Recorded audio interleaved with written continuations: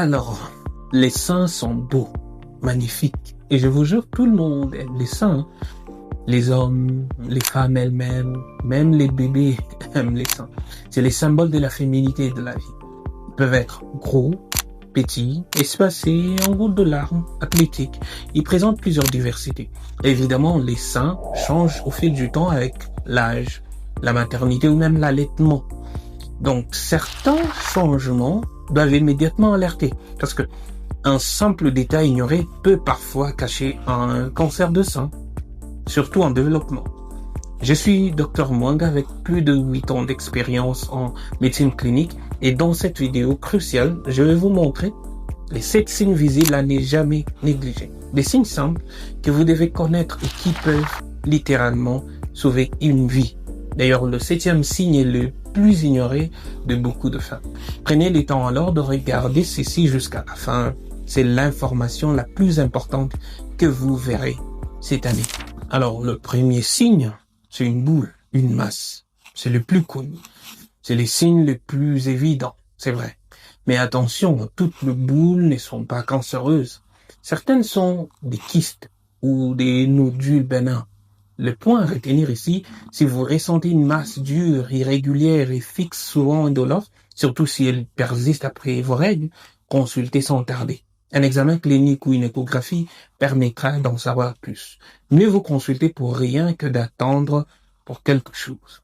Deuxièmement, c'est une modification de la peau ou du volume d'un sein. Si vous remarquez qu'un sein devient soudainement plus gros, plus tendu ou déformé sans raison apparente, cela peut traduire une tumeur qui tire sur les tissus internes. Même une asymétrie nouvelle, quand un sein change alors que l'autre reste normal, mérite une évaluation médicale, parce que l'œil est le premier détecteur. Troisièmement, c'est une rétraction du mamelon. Un mamelon qui se rentre vers l'intérieur. On parle d'invagination. Alors que, normalement, il est sorti, Ceci doit attirer votre attention. Ceci peut être causé par une lésion profonde ou un cancer qui tire sur les tissus vers l'intérieur.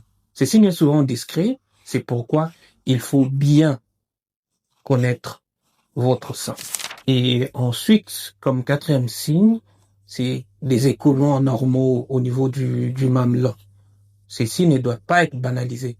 Parce qu'un écoulement sanglant, brunâtre ou jaunâtre en dehors de la période d'allaitement n'est jamais banal. Un seul sein concerné, surtout avec un liquide épais ou teinté de sang, peut être le signe d'une atteinte du canal galactophore par une tumeur. Donc, faites examiner cela rapidement. C'est une urgence de bon sens. Si l'attente est trop longue et que vous avez besoin vraiment d'un premier avis médical pour évaluer ces symptômes et savoir si vous devez vous rendre aux urgences ou planifier une mammographie, la téléconsultation est un outil précieux. Ne restez pas seul avec votre peur.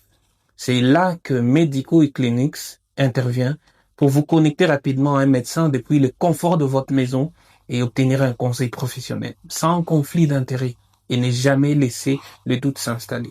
Le lien WhatsApp pour toute consultation est dans la description de cette vidéo. Laissez-nous un message aujourd'hui et ayez votre consultation. Et 5e, c'est des changements de la peau du sein. On parle souvent du signe de la peau d'orange. Lorsque la peau devient granuleuse, tendue, avec des petits creux comme sur la peau d'une orange.